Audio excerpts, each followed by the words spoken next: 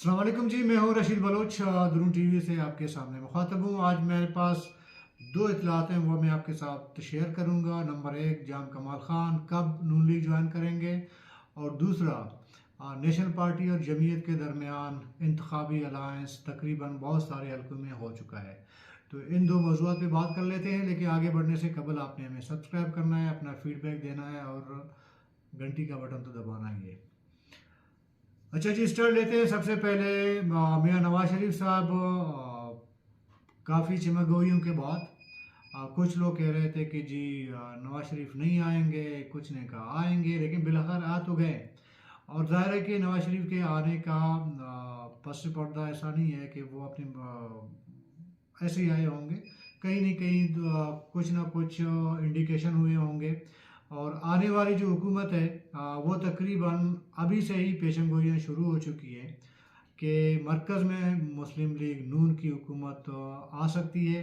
और यही वजह है कि बलूचिस्तान में तू मान या ना मेहमान, वो एक उर्दू का एक मुहावरा है, मैं तेरा मेहमान। बाप के जितने लोग गए थे, मियाँ नवाज शरीफ का इस्तेमाल किया था उन्होंने। इस पर हमने बात की थी, 2 वीलॉग हो चुके हैं उसमें, उस पर टाइम ज़ाया नहीं करते हैं।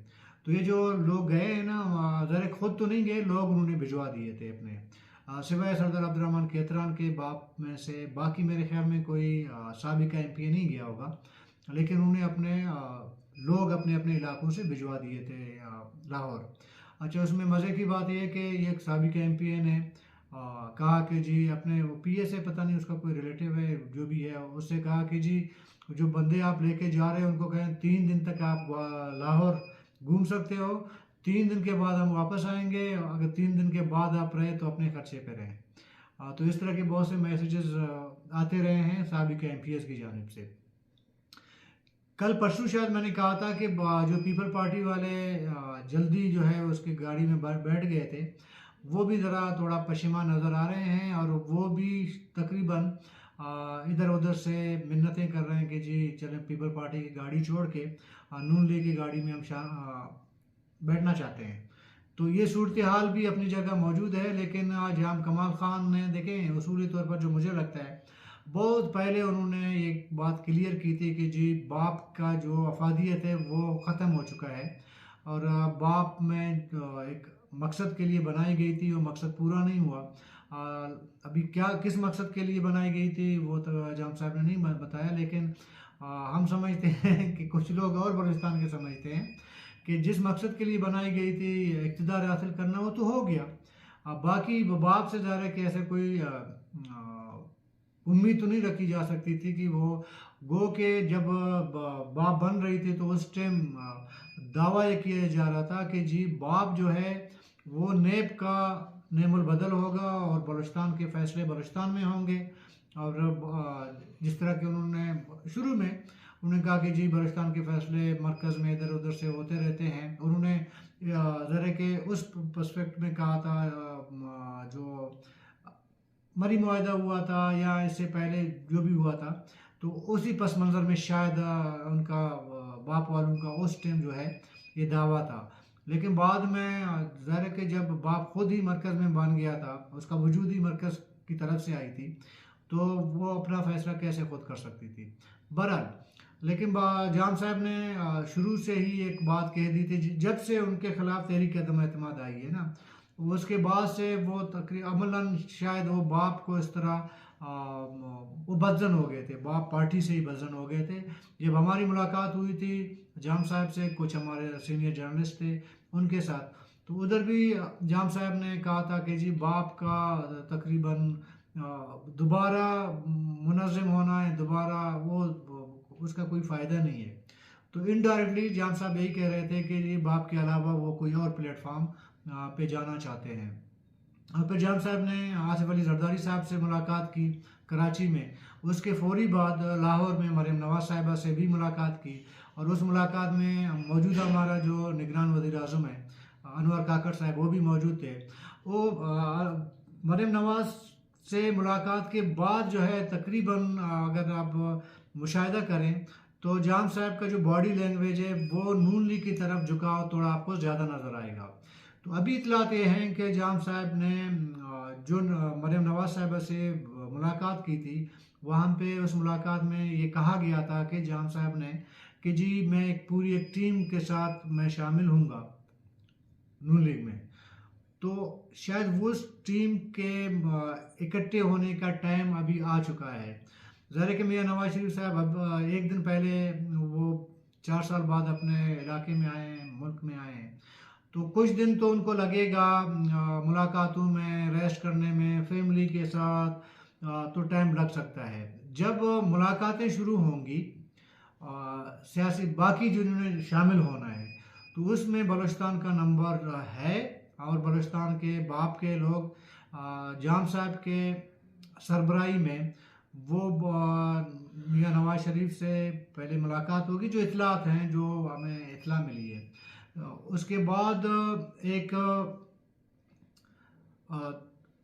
शेड्यूल बनाई जाएगी जलसे जुलूसों का, तो उसमें कोयटा का भी शामिल है शेड्यूल में। तो उसमें शायद मियाँ नवाज शरीफ साहब खुद ना आए और मरीम नवाज साहिबा या शहबाज शरीफ, इन दोनों में से कोई कोयटा आ सकते हैं।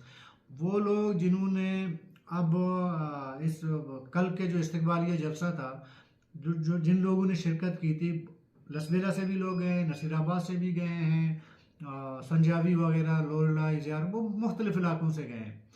तो उनके जो ये सारे के सारे साबिक MPs हैं, बाप के MPs हैं। इन सबको जाम साहब इकट्ठे करके कोयटा में एक शमूलियत होगा इसमें। लेकिन इसमें मेरी इतला थोड़ा सा इधर ये भी है कि सब के लिए नून लीग के दरवाजे नहीं खुले। उसमें शायद सादिक संजरानी साहब हैं और मीर कुद्दुस बिजंजो साहब भी हैं, सरदार अब्दुर्रहमान केतरान साहब, गो के वो लाहौर गए थे इस्तकबालिया में, और अपने लोग भी बजाते खुद वाहिद साबिक MP हैं जिन्होंने अपने लोगों के साथ शिरकत की थी जलसे में। और मेरी इतलात ये हैं कि सरदार अब्दुर्रहमान केतरान साहब का नाम नून लीग में शामिल होने वालों में नहीं है। इसी तरह भूतानी साहब का भी नाम नहीं है। भूतानी साहब का इसलिए नहीं है क्योंकि जाम साहब और सरदार भूतानी साहब या भूतानी फैमिली और जाम साहब, इनका अपने इलाके में आपस में 36 का आंकड़ा चल रहा है। तो उनमें इन दोनों में से एक ही नून लीग में शामिल हो सकता है, या तो भूतानी बिरादरी शामिल हो सकती है या जाम साहब। ज़रा कि जाम साहब ने ही इसमें शामिल होना है। और एक बात और मुझे किसी ने कहा था कि जी जब मरीम नवाज साहिबा से जाम साहब की मुलाकात हुई थी, तो जाम साहब ने एक गिला किया था मरीम नवाज साहिबा से। उन्होंने कहा था कि जी हम सुन रहे हैं कि मुमकिन है कि कोई नेशनलिस्ट पार्टी, उसको आप सपोर्ट कर रहे हैं बलूचिस्तान में, या सपोर्ट देंगे, कल कलाम फिर जो है 2013 की तरह उनको वज़ीर आला बनाएंगे। उनका जो इशारा था डॉक्टर मालिक बलोच साहब की तरफ था।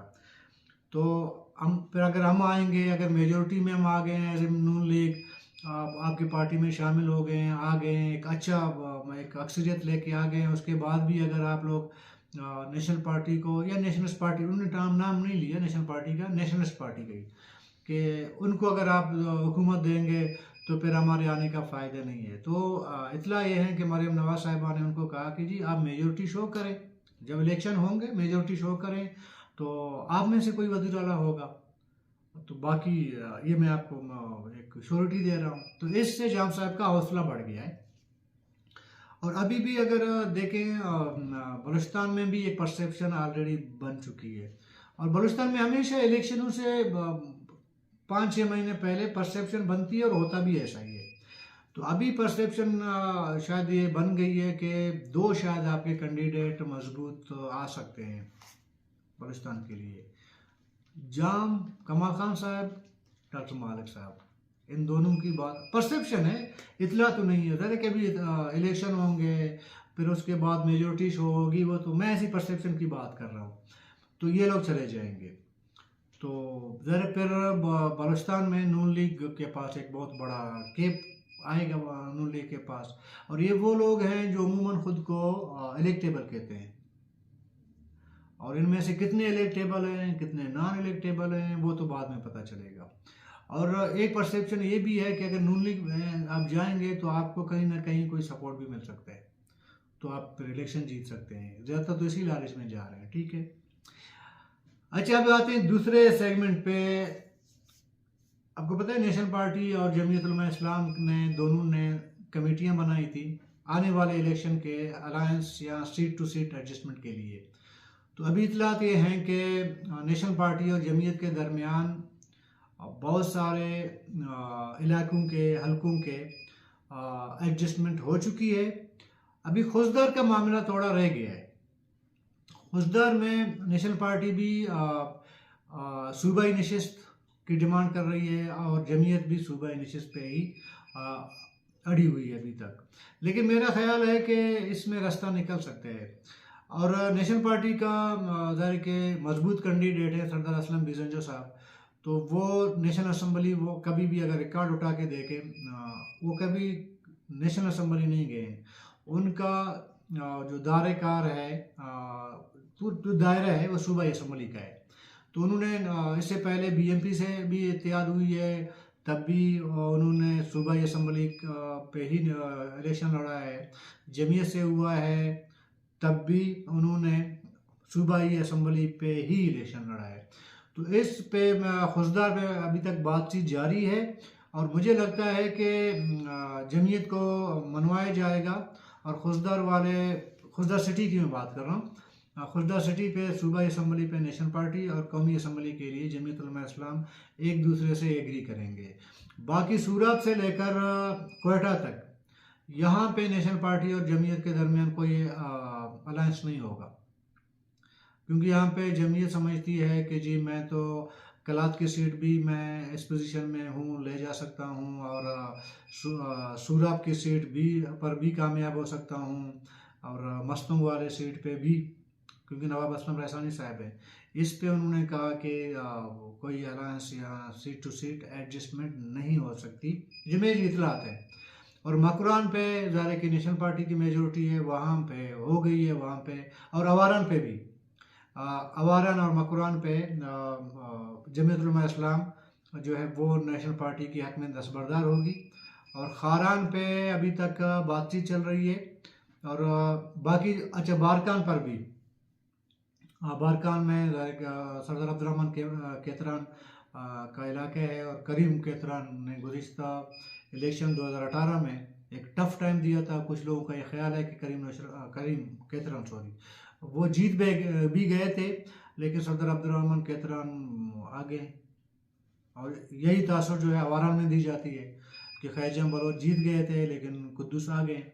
तो इस तरह के ज़ाहिर इतलात हैं, लेकिन कंफर्म नहीं है ज़ाहिर है कि आप उस चीज़ पे बात कर सकते हैं जो एक नोटिफिकेशन आपके सामने आए, या मुखालिफ ग्रुप कोई प्रूफ लेके आए जी मैं इस बुनियाद पे जीत गया हूँ।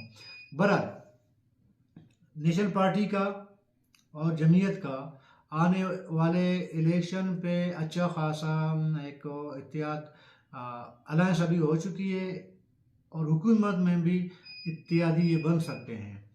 और जमीयत उलमा इस्लाम का अपना भी ख्याल है, जब उनसे आप बैठते हैं उनकी लीडरशिप से, उनका भी ख्याल है कि बलूचिस्तान में मेजोरिटी पे वो जीत के आएंगे। अगर आपको पता है मौलाना गफूर हैदरी साहब ने भी अपना दस्तार मस्तार जो है वो इस्त्री मिस्त्री कर दी है, वो भी कैंडिडेट हैं एज ए सीएम। और ये एक अलग बात है, देखिए मौलाना हैदरी साहब का अपना कोई, उनका नशिस्त जो है कलात मुंगशर का, उस पे मैं अगर बात करूंगा तो बात लंबी हो जाएगी। लेकिन ये है कि सईद लांगो साहब मजबूत कैंडिडेट हैं, और इससे पहले मौलाना अताउल्लाह लांगो साहब इस सीट पे, इस नशिस्त पे जीतते आए हैं। तो मौलाना गफूर हैदरी साहब का अपना ज़ाती जो है इतना मेरे ख्याल में नहीं है, वो उन्होंने शायद इतना अपने हल्के में तवज्जो नहीं दी होगी। लेकिन सईद लांगो ने पिछले बार, सईद लांगो का भी दावा है, एक दो मुलाकातें उनसे हो चुकी हैं, उनके बकौल के 2018 में उन्होंने ज़िया लांगो को बहुत बड़े मार्जिन में हरा दिया था। बाद में वो भी एमपी बन गए। तो अभी कलात वाले मामले पे जमीयत के अंदर ये कोई और टॉपिक मैंने शुरू कर दी, अंदर बड़ा थोड़ा बहुत गड़बड़ चल जाएगा सईद लांगो साहब के दरमियान और मौलाना गफूर हैदरी साहब के दरमियान। लेकिन बाद लोग ये कहते हैं कि शायद गफूर हैदरी साहब कोयटा सरियाब के किसी हल्के से वो इलेक्शन लड़े। तो इस तरह अगर देखा जाए तो फिर नवाब असलम लहसानी साहब भी सीएम के कैंडिडेट हो सकते हैं, गफूर हैदरी साहब भी हो सकते हैं, डॉक्टर मालिक तो भी हो सकते हैं और जाम साहब भी हो सकते हैं। तो अगर जमीयत और नेशनल पार्टी का अलायंस बन गया, इंतखाबी अलायंस बन गया, तो हुकूमत साजी में भी उनकी अलायंस बन सकती है। फिर देखा जाएगा शायद कि अगर जमीयत मेजोरिटी में आई तो फिर नेशनल पार्टी एग्री कर लेंगे, उसकी अपना जो क़यादत है वो एग्री कर लेगी उस पर जमीयत पे। और नून लीग तो वैसे भी इत्यादि वो जो पुराने इदारे के 2013 से नून लीग और नेशनल पार्टी के दरमियान एक वो ज़हनी हमायंगी बन चुकी है।